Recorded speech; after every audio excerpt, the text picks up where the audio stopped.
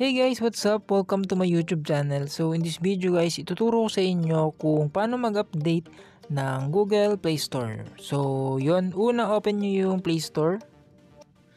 Yan, tapos pindutin nyo to guys. Yan, tapos piliin nyo yung settings, ito. Yan, dito sa settings, pindutin nyo tong about, ito guys. Yan, tapos sa may bandang baba, makikita nyo update Play Store. Ayan, pindutin nyo lang tong update Play Store. So makikita nyo Google Play Store is up to date. So ibig sabihin yan guys, updated yung Google Play Store ko.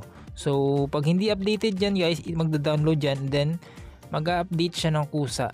So yun guys, ganun lang kadali mag-update ng Google Play Store guys. Thank you for watching po and God bless.